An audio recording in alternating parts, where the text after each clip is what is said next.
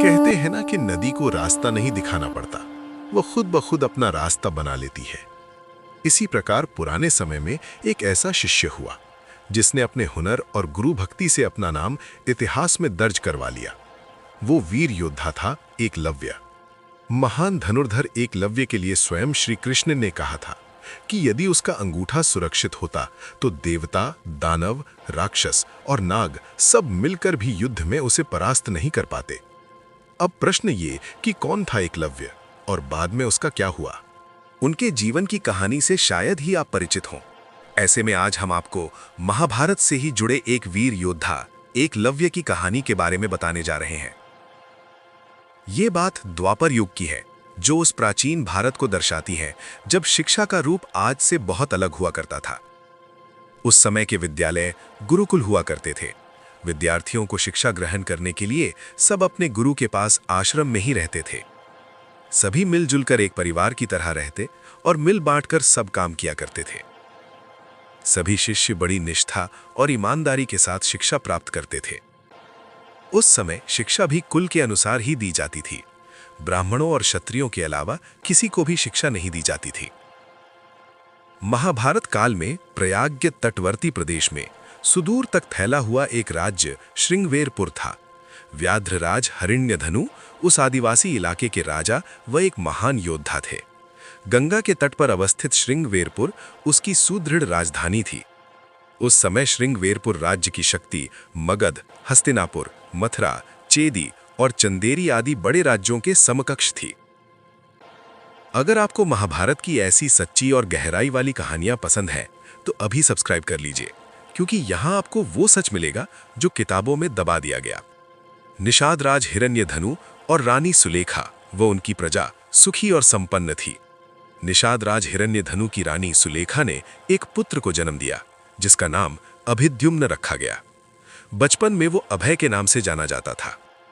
बचपन में जब अभय शिक्षा के लिए अपने कुल के गुरुकुल में गया, तो अस्त्र शस्त्र विद्या में बालक की लगन और एक निष्ठता को देखते हुए गुरु ने बालक को एकलव्य नाम से संबोधित किया।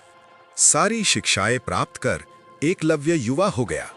तब उसका विवाह हिरण्यधनु के एक निषाद मित्र की कन्या सुनीता से हुआ। एकलव्य को अपनी धनुर्विद्या से संतुष्टि न थी। इस कारण धनुर्विद्या की उच्च शिक्षा प्राप्त करने के लिए उसे उस समय धनुर्विद्या में दक्ष गुरु द्रोण के पास जाने का फैसला किया। एकलव्य के पिता जानते थे कि द्रोणाचार्य केवल ब्राह्मण तथा क्षत्रिय वर्ग को ही शिक्षा देते हैं, और उन्होंने एकलव्य को भी इस बारे में बताया। परंतु धनुर्विद्या सीखने की धुन और द्रोणाचार्य को अपनी कलाओं से प्रभावित करने की सोच लेकर उनके पास गया। परंतु ऐसा कुछ भी न हुआ और गुरु द्रोणाचार्य ने उसे धनुष विद्या देने से इनकार कर दिया। एकलव्य इस बात से तनिक भी आहत न हुआ और उसने वहीं जंगल में रहकर धनुर्विद्या प्राप्त करने की ठान ली।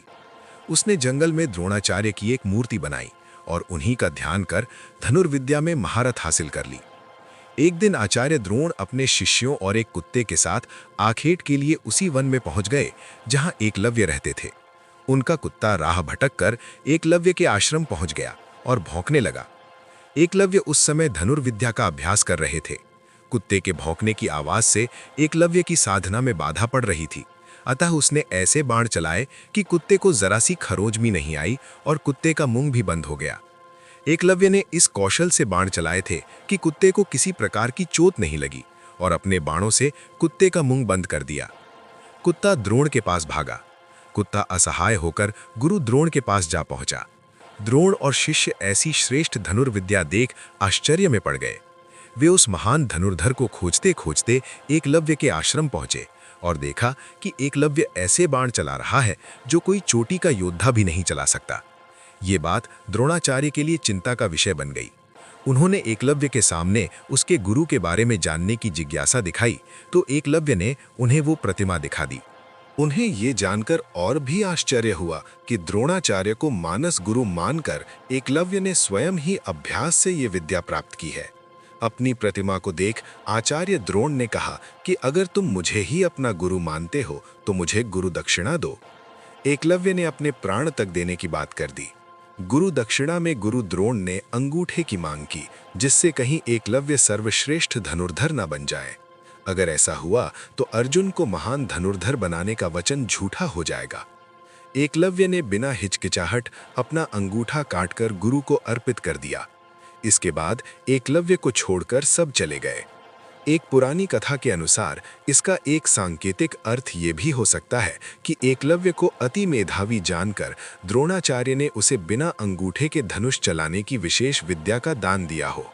कहते तो ये भी हैं कि अंगूठा कट जाने के बाद एकलव्य ने तर्जनी और मध्यमा अंगुली का प्रयोग कर तीर चलाने लगा। यहीं से तीरंदाजी करने के आधुनिक तरीके का जन्म हुआ। अतः एकलव्य को आधुनिक तीरंदाजी का जनक कहना उचित होगा।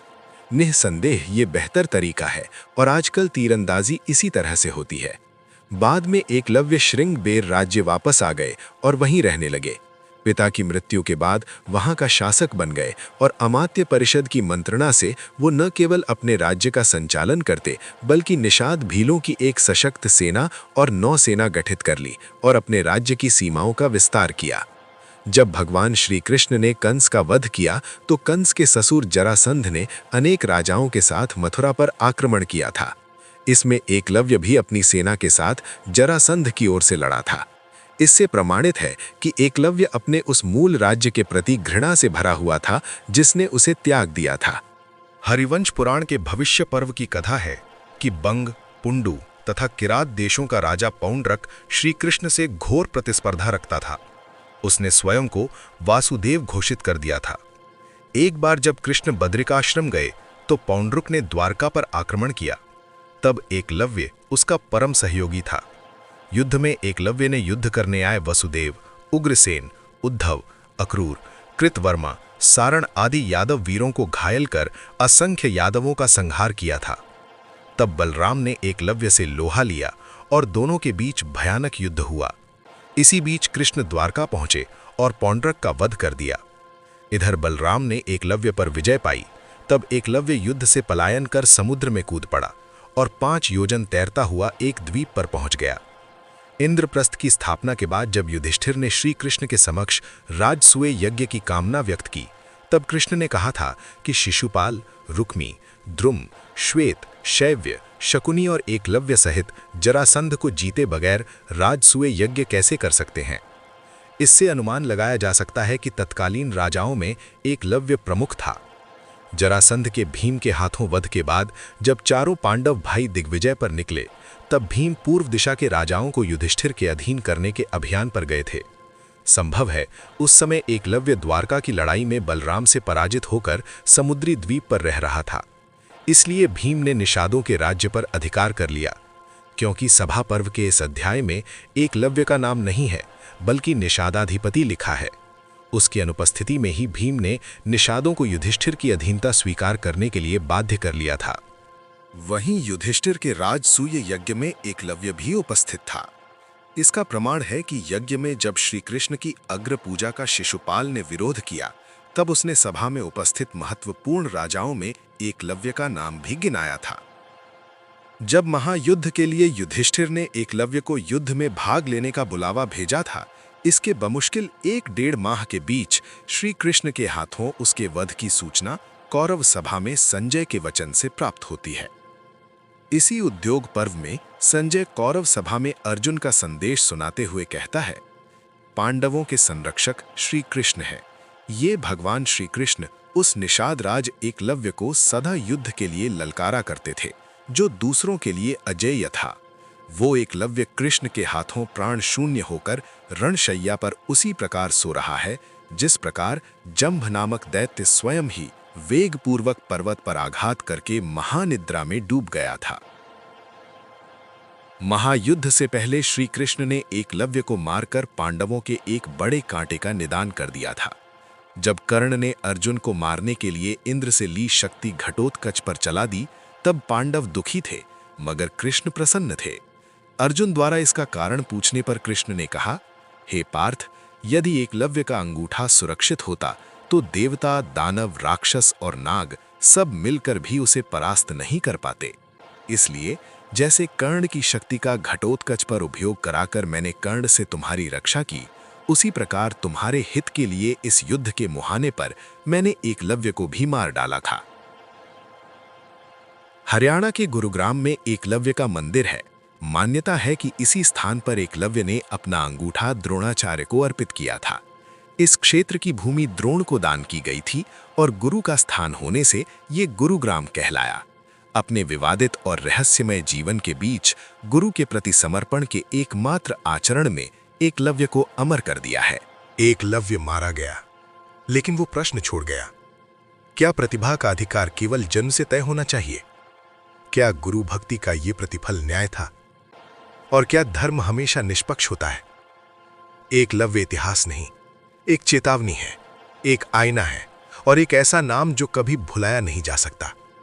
अगर आप चाहते हैं ऐसी ही अनसुनी, सच्ची और गहरी कहानियां, तो सब्सक्राइब कीजिए, वीडियो को शेयर कीजिए और कमेंट में लिखिए, एकलव्य अमर है।